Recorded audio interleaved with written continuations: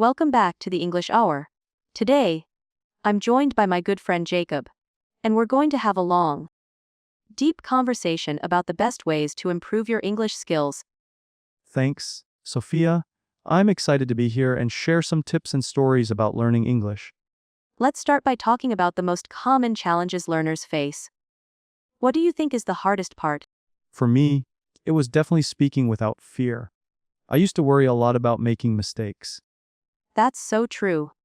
Many learners hesitate to speak because they're afraid of errors or being judged. Exactly. But over time, I realized that mistakes are actually part of learning. The more you speak, the better you get. Absolutely. Mistakes are feedback, not failures.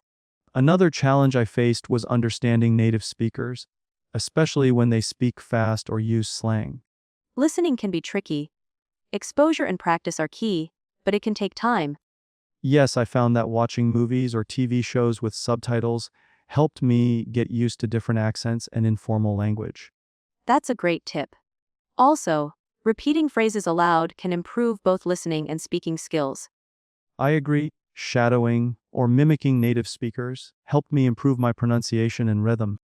What about vocabulary? How did you build your word bank? I started with words I needed in daily life, and then I read a lot books, articles, anything interesting.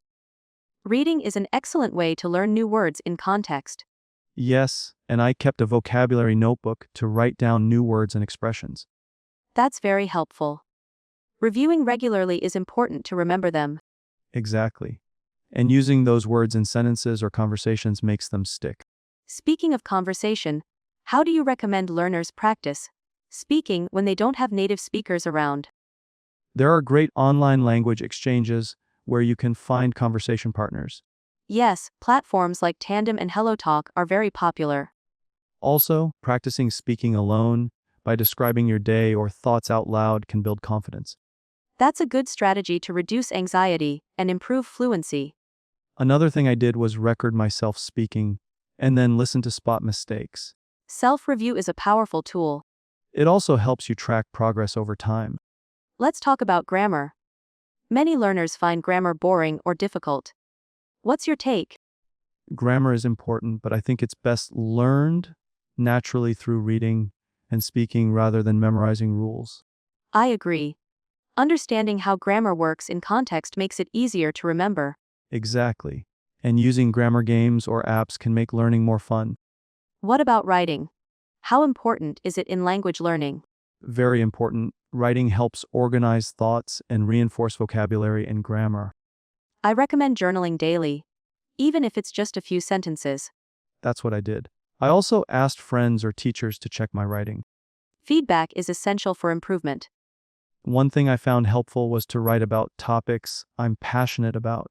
That keeps motivation high. Absolutely. Speaking of motivation, how do you stay motivated to learn? Setting clear goals and reminding myself why I started helps a lot. Same here. Celebrating small successes like understanding a movie without subtitles keeps me going. Also, surrounding yourself with supportive people or communities helps. Yes, joining English learning groups online gives a sense of belonging. And mixing fun with study, like learning through songs or games. That's a great way to keep things interesting.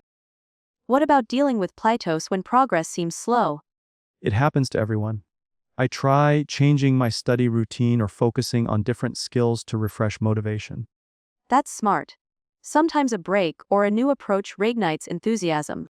Absolutely. And remembering that language learning is a marathon, not a sprint. Well said. Let's discuss cultural aspects. How does culture affect language learning? Understanding cultural context helps with language use and comprehension. Yes, idioms, jokes, and expressions often come from culture. So immersing yourself in culture through films, books, and conversations enhances language skills. That's why language learning is also about exploring new worlds. Exactly. And it makes learning more meaningful. Now, let's talk about common mistakes learners make. One is focusing too much on grammar perfection and getting stuck. Right. That can slow down speaking confidence. Another is neglecting listening practice. Yes, listening is foundational for communication. And sometimes learners don't practice speaking enough. Language is meant to be spoken and heard, not just studied. True. Also, relying only on textbooks and not real-life materials limits progress. Using authentic materials like news, podcasts, and conversations is crucial. Finally, some learners give up too soon. Persistence is key. Even small daily efforts add up. Absolutely. Consistency beats intensity. Let's move on to some practical tips for daily learning. I suggest setting aside at least 15 minutes a day for focused practice. That's manageable and adds up over time. Also, mixing different skills, listening, speaking, reading, writing keeps things balanced. And using technology, like language apps and online tutors. Don't forget to take notes and review regularly. Yes, repetition is the mother of learning. And most importantly, have fun. Couldn't agree more. Learning a language should be enjoyable. Well, Sophia, we've covered a lot already. Should we continue exploring more topics? Absolutely, Jacob. Let's keep going. Great, let's dive into the topic of pronunciation. Many learners struggle with sounds that don't exist in their native language. That's true. For example, the English sound can be very challenging. Yes, and it often leads to mispronunciations like saying tree instead of three. I recommend learners practice with tongue twisters to improve their mouth muscle flexibility. Tongue twisters are fun and effective. For instance, she sells seashells by the seashore. Exactly. Repeating these regularly helps with clarity and speed. Also, listening carefully to native speakers and trying to imitate their intonation and rhythm is crucial. Intonation gives meaning to sentences beyond words alone. Right. For example, rising intonation can indicate a question. And falling intonation usually signals a statement. Another tip is to record yourself and compare it with native speakers to spot differences. Technology really makes pronunciation practice easier nowadays. Absolutely. There are apps that provide immediate feedback on pronunciation. Moving on, how about idioms and phrasal verbs? They can be confusing but are very common in everyday English. Definitely. I remember being puzzled by phrases like break the ice or hit the sack.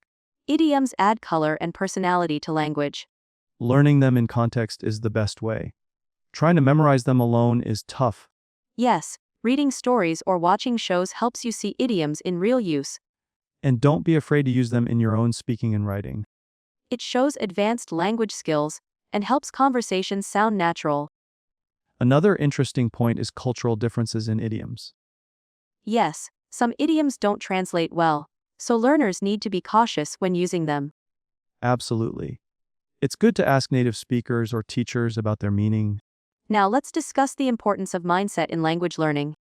A positive mindset can make a huge difference. Yes, believing that you can improve motivates you to keep going even when it's hard. Growth mindset means seeing challenges as opportunities rather than obstacles. And being patient with yourself is key. Language learning is a long journey. Celebrating small wins keeps the motivation high. Exactly. And understanding that mistakes are part of the process helps reduce anxiety. Visualization can also help. Imagine yourself speaking fluently and confidently. That mental practice supports real progress. Let's also talk about how technology has changed language learning. Definitely. Nowadays, learners have access to endless resources online. From language apps and online tutors to podcasts and video lessons. It's easier to practice listening and speaking with native speakers from around the world. And personalized learning paths adapt to individual needs. But it's important to balance screen time with real life practice. Agreed, nothing replaces human interaction completely. Speaking of which, how important is speaking with native speakers? Very important for understanding natural conversation flow and slang. And it helps develop listening skills in real time. Plus, native speakers can correct your mistakes and offer cultural insights. If native speakers aren't available, learners can practice with other learners or teachers. That's a great point. Any practice is better than none. What are some effective ways to practice speaking daily? Talking to yourself in English about your day or plans. Reading aloud from books or articles. Joining online conversation groups or language exchanges. Using language shadowing exercises, where you repeat what you hear instantly. Even narrating your actions while cooking or cleaning helps. Those little moments add up and build confidence. Now let's discuss learning styles. People learn differently. Some are visual, others auditory or kinesthetic. Knowing your learning style helps you choose the right methods. For example, visual learners benefit from flashcards and videos. Auditory learners do well with listening exercises and repeating aloud. Kinesthetic learners learn best by doing, like acting out scenes or using gestures. Mixing different styles can also boost retention. Absolutely. Variety keeps things engaging and effective.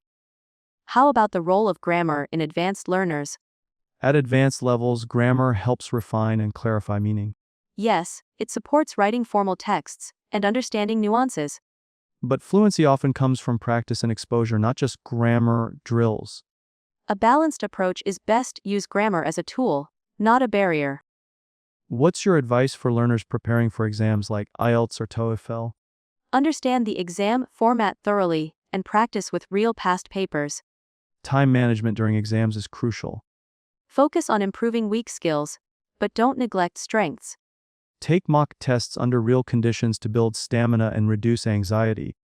Also, develop strategies for each section, like skimming for reading or structuring essays. And practice speaking with a partner or tutor to simulate the speaking test. Absolutely. Preparation is both about skills and mindset. Sophia, shall we explore how English can open career opportunities? Yes, Jacob. English is often the language of business and international communication. Many companies require English for collaboration and client interaction. Being fluent increases your chances for promotions and global job offers. It also helps in networking and accessing more knowledge and training. Plus, English proficiency boosts confidence in professional environments. Many fields like tourism, IT, and education value English highly. Learning English is an investment in your future. Exactly. It's a skill that pays off throughout life. Now, let's talk about English accents and dialects. There are so many variations: American, British, Australian, and more. Each has unique pronunciation, vocabulary, and expressions. Learners should focus on understanding different accents to improve listening. And pick an accent to practice speaking, if they want consistency. But don't worry too much about having a perfect accent. Communication is more important than sounding like a native speaker. Absolutely. Clarity and confidence matter most. Would you say slang is important to learn? Yes, slang helps you understand informal conversations and pop culture. But it's best to learn slang carefully and know when it's appropriate. True. Using slang in formal settings can be problematic. So, learning context is key. Observe and ask native speakers if unsure. How about reading habits? What do you recommend? Start with easy materials like graded readers or children's books. Then gradually move to newspapers, blogs, and novels. Reading aloud helps improve pronunciation and fluency. Highlight or note down new words to learn. And rereading favorite books builds vocabulary and confidence. Listening and reading together is very effective. Yes, like listening to an audiobook while reading the text. Let's discuss the importance of consistency again. Daily practice, even if brief, beats occasional intense sessions. It keeps your brain engaged and reinforces memory. Also, it creates a habit that becomes part of your lifestyle. Small steps lead to big results over time. Persistence and patience are the learner's best friends. Shall we take a quick break and then come back with some fun language games? Sounds great. Games make learning enjoyable and interactive. Perfect. Stay with us as we continue with more tips and activities after this short pause. Welcome back. Now, Jacob, let's jump into some fun language games that can boost English learning. Absolutely, Sophia. Games not only make learning enjoyable but also improve memory and recall. One great game is word association. You say a word, and the other person responds with the first word that comes to mind. That's a fantastic way to build vocabulary and quick thinking. For example, if I say ocean, you might say waves. Exactly. It also helps learners think in English rather than translating. Another fun game is 20 questions. One person thinks of something, and the other asks up to 20 yes/no questions to guess it. It encourages forming questions and improves curiosity vocabulary. Plus, it practices listening carefully and using deductive reasoning.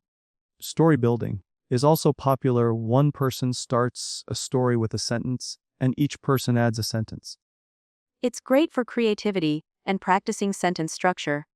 And it can get really funny and unpredictable. Then we have tongue twister challenges to improve pronunciation. Like, Peter Piper picked a peck of pickled peppers. Right. Repeating tongue twisters helps with difficult sounds and fluency. Another interactive game is role play, where learners act out scenarios like ordering food or making a phone call. It builds confidence in real life communication situations. And learners get to practice relevant vocabulary and expressions. How about online games and apps? There are tons of them, from crossword puzzles to interactive quizzes. They are convenient for solo practice and reinforce learning. Combining games with traditional study methods keeps motivation high. Exactly. Now, moving to a different aspect, how do you suggest learners handle setbacks? Setbacks are normal. The key is to view them as learning opportunities. Taking a break without quitting can help refresh motivation. And asking for help from teachers or peers is important. Sometimes, changing study methods can overcome plateaus. Keeping a journal to track progress also boosts morale. Celebrating small improvements encourages continued effort. Remember, language learning is a marathon, not a sprint. Absolutely. Now, what about combining English with other skills, like writing or public speaking? Integrating skills helps learners become more versatile. Writing essays or journals enhances grammar and vocabulary. Public speaking builds confidence and fluency. Joining clubs or groups for debates or presentations can be very helpful.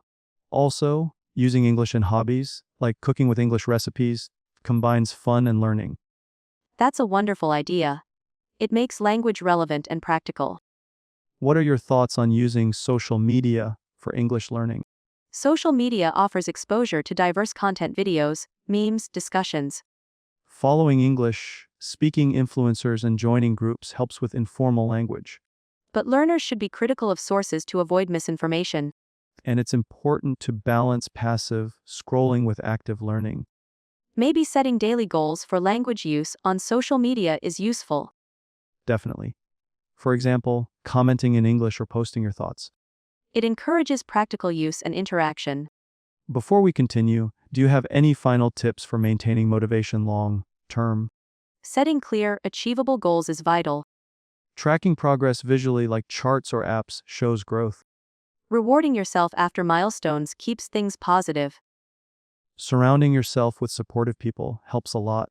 And most importantly, enjoy the journey, celebrate every step forward. Absolutely. When you love the process, success follows naturally. Let's keep exploring more topics and tips in the next part of our episode. Great, let's talk about how culture influences language learning. Jacob, what's your take on that? Culture and language are deeply connected. Understanding culture helps learners grasp idioms, humor, and social cues. Exactly. Sometimes direct translation misses cultural meaning, which can confuse learners. For instance, phrases like break a leg in English mean good luck, but if you took it literally, it would be puzzling. Yes, immersing oneself in the culture through movies, music, and traditions makes language more meaningful. It also helps with pronunciation and intonation by hearing natural speech patterns. And learning about holidays, food, and customs builds connection beyond just words. Have you noticed how slang varies across English-speaking countries? Definitely.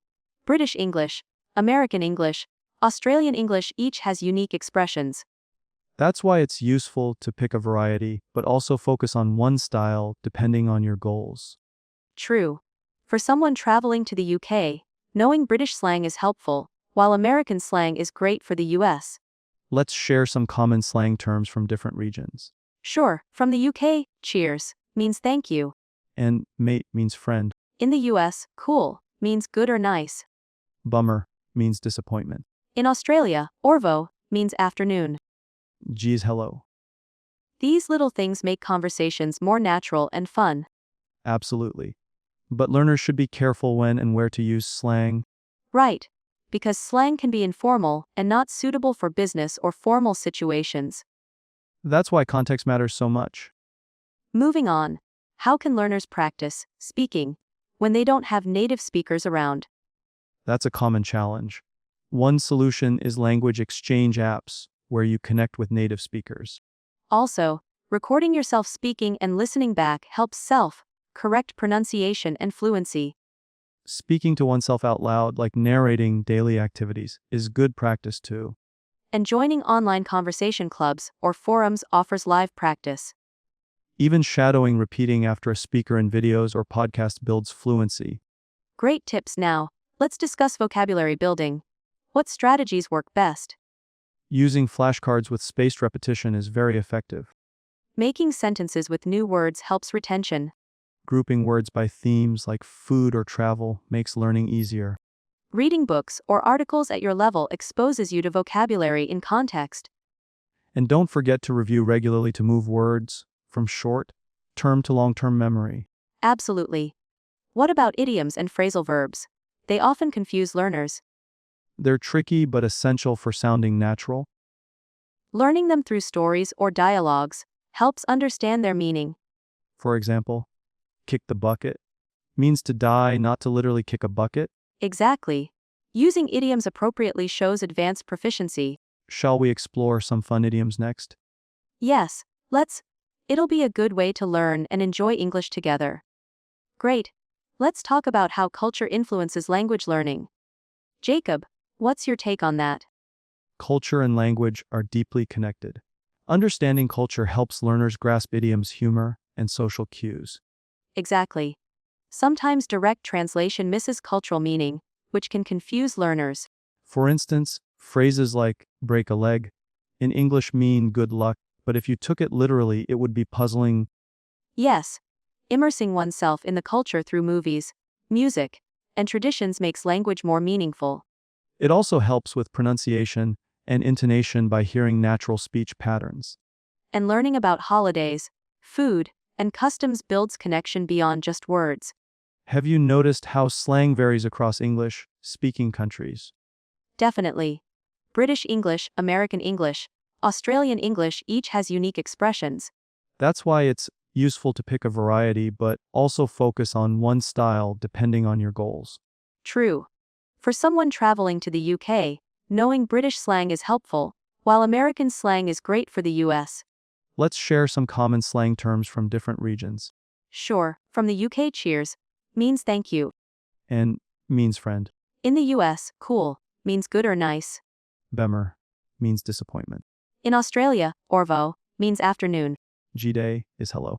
These little things make conversations more natural and fun. Absolutely. But learners should be careful when and where to use slang. Right, because slang can be informal and not suitable for business or formal situations. That's why context matters so much. Moving on, how can learners practice speaking when they don't have native speakers around? That's a common challenge. One solution is language exchange apps where you connect with native speakers. Also, recording yourself speaking and listening back helps correct pronunciation and fluency. Speaking to oneself out loud, like narrating daily activities, is good practice too. And joining online conversation clubs or forums offers live practice. Even shadowing repeating after a speaker in videos or podcasts builds fluency. Great tips. Now, let's discuss vocabulary building. What strategies work best? Using flashcards with spaced repetition is very effective. Making sentences with new words helps retention. Grouping words by themes, like food or travel, makes learning easier. Reading books or articles at your level exposes you to vocabulary in context. And don't forget to review regularly to move words from short-term to long-term memory. Absolutely. What about idioms and phrasal verbs? They often confuse learners. They're tricky but essential for sounding natural. Learning them through stories or dialogues helps understand their meaning. For example, kick the bucket means to die, not to literally kick a bucket. Exactly. Using idioms appropriately shows advanced proficiency. Shall we explore some fun idioms next? Yes, let's. It'll be a good way to learn and enjoy English together. Awesome. Let's start with a classic idiom. Piece of cake. Jacob, what does that mean? It means something is very easy to do. Right, like, this test was a piece of cake. Another one is hit the books, which means to study hard. I remember my parents used to say that all the time before exams. Under the weather means feeling sick or unwell. Yes, if someone says, I'm feeling under the weather, you know they aren't feeling great. How about break the ice? It means to start a conversation in a social situation. That's useful when meeting new people, especially in a language learning group. Then we have bite the bullet, which means to face a difficult situation bravely. Like when you have to give a speech, but you're nervous. Exactly. What's your favorite idiom, Sophia? I like burn the midnight oil, meaning to work late into the night. Oh, that's perfect for students studying late. Yes, now, let's look at some phrasal verbs. They're combinations of verbs with prepositions or adverbs that change the meaning. Right, for example, give up means to stop trying, Look after means to take care of someone or something. and run into means to meet someone unexpectedly. These are used all the time in daily conversation. They can be confusing because their meaning isn't always obvious from the words alone. That's why practicing them in context helps a lot. Shall we try making sentences with some phrasal verbs? Yes, I'll start. I have to look after my little brother tonight. Good one, here's mine. I ran into an old friend at the market yesterday. Nice. How about give up? Don't give up learning English, even when it's hard. Perfect. Using phrasal verbs makes you sound more natural. Absolutely. It's one of the key skills for fluency. Let's also touch on collocations, which are words that often go together, Like make a decision instead of do a decision. or take a break instead of make a break, Knowing collocations improves your writing and speaking, because native speakers naturally use these combinations. right? One more useful tip is to read or listen to authentic materials like news, podcasts, and movies. It exposes you to real language use, including idioms, phrasal verbs, and collocations. And it helps you learn new words in context. Before we continue, do you want to share some resources that you recommend for learners? Sure, I like apps like Duolingo and Memrise for vocabulary. I recommend YouTube channels that teach English with real, life examples. Also, websites like BBC Learning English offer excellent lessons. Podcasts like The English We Speak are great for idioms and everyday phrases. And don't forget reading graded readers, simplified books for learners. These resources help learners at all levels. That's right. Combining different types of learning keeps it interesting and effective. Let's continue exploring these and more in our next segment. Now, Jacob, let's talk about common mistakes learners make and how to avoid them. What's the biggest mistake you've seen? One common mistake is overusing the present continuous tense when the simple present is needed. Can you give an example? Sure, saying, I am knowing English, instead of, I know English. Ah, yes, that's a classic error. Another mistake is confusing much, many. Much is for uncountable nouns, and many is for countable ones. Like, how much water versus how many apples. Exactly. Also, word order can be tricky, especially in questions. For example, you are coming instead of are you coming.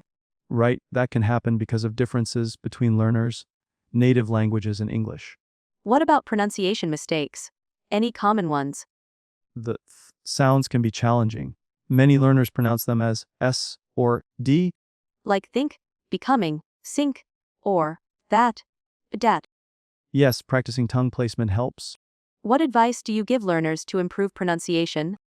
Listening and repeating, especially with minimal pairs words that differ by one sound. For example, ship and sheep. Exactly. Also, recording yourself and comparing to native speakers is useful. Great tips. Now, let's talk about learning motivation. How do you stay motivated? Setting clear, achievable goals keeps me focused. Like wanting to have a conversation with a native speaker in 3 months. Yes. Also, celebrating small successes helps maintain enthusiasm. That's important. Sometimes progress feels slow, so recognizing improvement is key. Finding enjoyable ways to learn, like watching movies or playing games, keeps motivation high. And connecting with other learners for support makes a difference. Definitely. Sharing experiences and challenges encourages persistence. Before we wrap up this part, any final advice for learners? Be patient and consistent. Language learning is a journey, not a race. Absolutely. Keep practicing every day, even a little bit. And don't be afraid to make mistakes, that's how you learn. Wonderful advice, Jacob. Let's continue with some fun exercises next.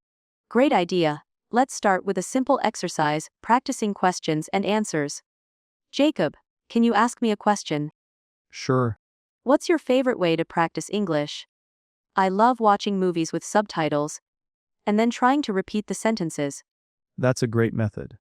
It combines listening and speaking practice. Your turn, ask me another one. Okay. What do you find most difficult about learning English?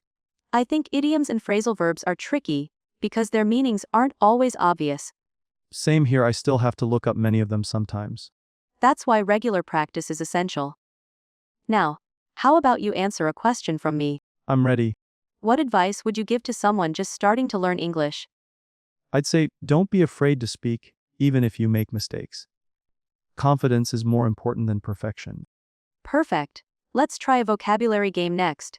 I'll say a word, and you tell me a related word. Sounds fun. Go ahead. Travel. Airport, Good. Food. restaurant, Nice. How about school? teacher. Excellent. Let's switch. You say a word now. Okay, music, Song. weather, Rain. sports. Soccer. This is a good way to build word associations. Absolutely. Now let's practice pronunciation. I'll say a word slowly, and you repeat it. Ready, Vegetable. Try again, a bit slower, vegetable. bull, Much better. Now, comfortable. comfortable, Break it down. Forta. Bull. comfortable. Perfect. How about a tongue twister to challenge us? I'm up for it. Try this. She sells seashells by the seashore. She sells seashells by the seashore. That's good. Now faster. She sells seashells by the seashore.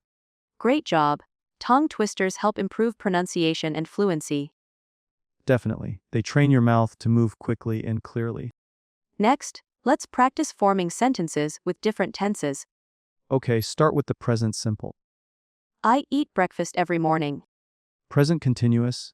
I am eating breakfast right now. Past simple. I ate breakfast an hour ago. Future simple. I will eat breakfast tomorrow. Perfect. Understanding tenses helps tell when actions happen. It's one of the foundations of good English. Let's practice negative sentences next. Present simple negative. I do not eat breakfast at 10 a.m. Present continuous negative. I am not eating lunch right now. Past simple negative. I did not eat dinner yesterday. Future simple negative. I will not eat out tomorrow. Excellent. Negatives are important to express what doesn't happen. How about questions? Present simple question.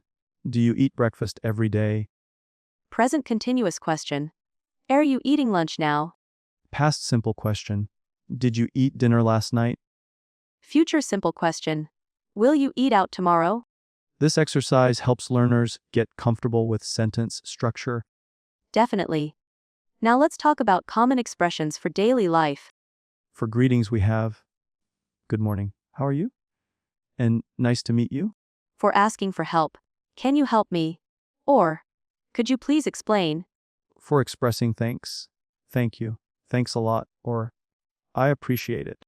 For making requests. Could you? Or, would you mind? For apologizing, I'm sorry. Excuse me, or my apologies. These phrases make communication polite and effective. And they're easy to learn and use every day. What about slang or informal expressions?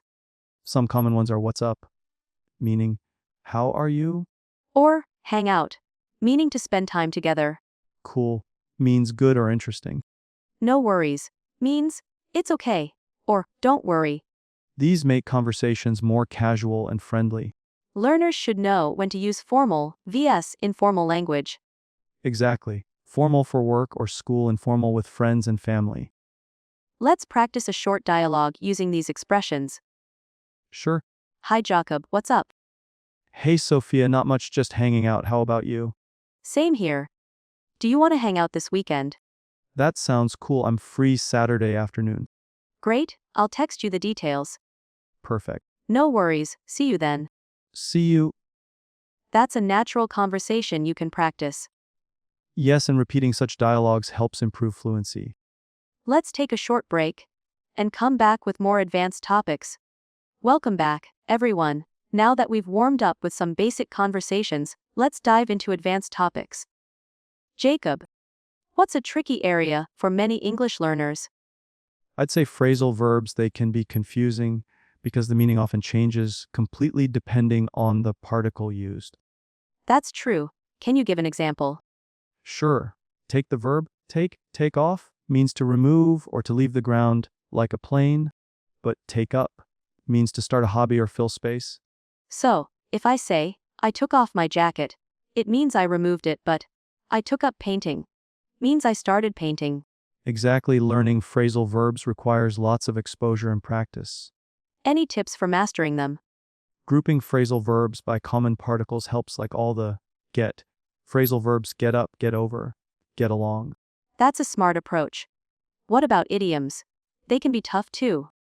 Yes, for example, break the ice means to start a conversation to make people comfortable. And hit the books means to study hard. Right? Idioms make language more colorful, but are tricky because their meanings aren't literal. How can learners get better at idioms? Reading books, watching movies, and noting idioms in context helps a lot. Let's practice a few idioms now. I'll say one, and you explain it. Sounds good. Piece of cake. Something that is very easy. Correct. Next. Under the weather. Feeling sick or unwell. Perfect. How about spill the beans? To reveal a secret. Nice. One more. Costs an arm and a leg. Something very expensive. Well done, Jacob. Let's move on to collocations. Can you explain what they are? Collocations are words that frequently go together, like make a decision or take a break. Right. Using correct collocations makes your English sound natural. Learners should learn common collocations instead of single words only. Can we practice some collocations? Sure, I'll say a verb, you say the noun that commonly goes with it. Okay. Make a, Mistake. Homework. take, A shower. have. A meeting. Great. Now, let's talk about linking words to improve writing and speaking flow. Like, however, therefore, and in addition. Yes, they connect ideas and make communication clearer. Can you give examples? I wanted to go out, however, it was raining. She studied hard, therefore, she passed the exam. He is smart. In addition, he is hardworking. Perfect. Using these helps express complex thoughts. Next, pronunciation of difficult sounds. Have you noticed any particular sounds learners struggle with? And L. Sounds can be hard for many. Right, many confuse them because in some languages, these sounds are similar. Any advice for practicing? Focus on mouth position. L is made with the tongue touching the roof of your mouth, or is made without touching. Let's try a minimal pair exercise. Sure, Light and right, right, play and pray, pray, clam and cram. cram. Great. This improves clarity in speaking. Yes, and it helps avoid misunderstandings. Now, let's practice listening skills with a short story. I'm ready. Listen carefully. Yesterday, I went to the market to buy some fruits. While I was there, I met an old friend. Okay. Now, tell me what happened. You went to the market and met an old friend there. Excellent. Listening carefully is key to understanding. Practicing with stories or podcasts helps improve this skill. Let's try a longer listening practice after this break. Welcome back. Let's continue with our listening practice. Jacob, are you ready for a longer story? Absolutely, Sophia, bring it on. Here it goes. Last summer, I traveled to Scotland. The scenery was breathtaking: green hills, castles, and clear lakes. One day, while hiking, I lost my way but met some friendly locals who helped me find the path back. That sounds amazing. So you were in Scotland, enjoying the beautiful nature, but you got lost during a hike and were helped by locals. Exactly. Now let's practice some comprehension questions. First, what country did I visit? Scotland. Right. What kind of scenery did I see? Green hills, castles, and clear lakes. Perfect. What happened when you got lost? You met friendly locals who helped you. Great job. Now how about some vocabulary from the story? Sure. Breathtaking. What does it mean? Something very beautiful or amazing. Correct. And hiking. Walking long distances in nature. Excellent. Now, let's practice pronunciation with some words from the story. Scotland. Breathtaking. Hiking. Locals. Scotland, breathtaking hiking locals. Perfect. Now, Jacob, can you tell me about a trip you took? Sure, last year I visited Japan. I loved the food, the temples, and the technology.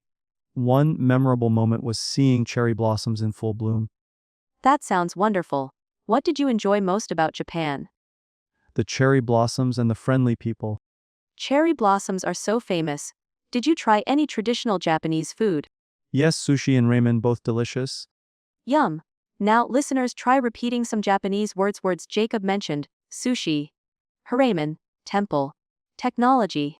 Sushi, ramen, temple, technology. Excellent. Now let's move on to idiomatic expressions related to travel. I'm ready.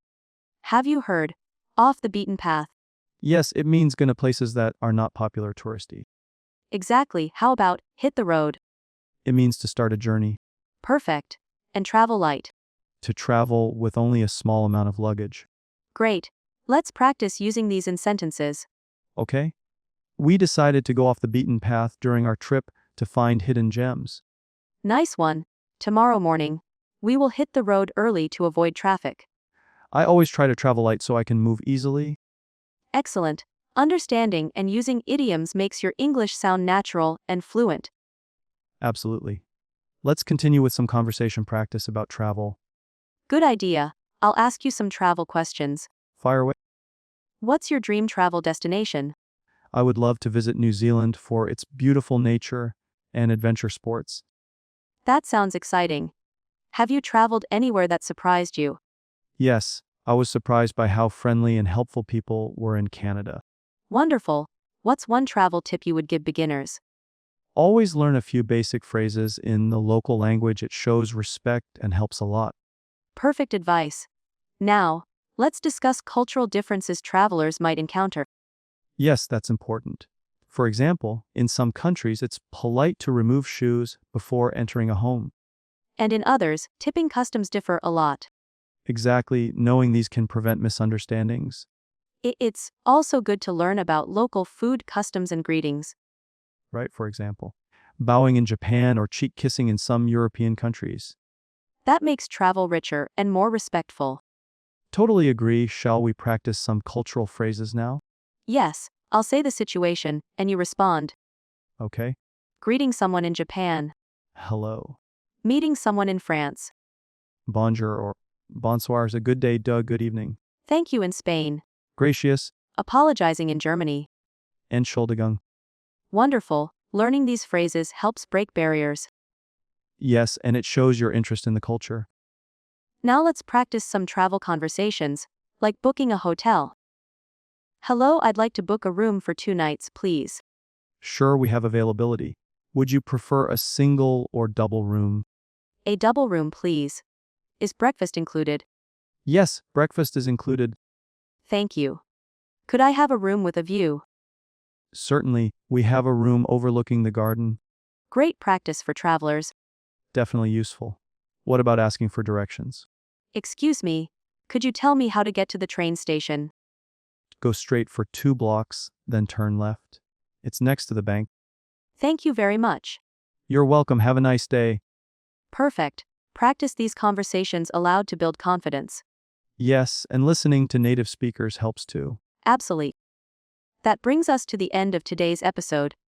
Thank you so much, Jacob, for sharing your amazing insights and experiences with us. Thank you, Sophia. It's been a pleasure discussing all these travel topics and language tips with you.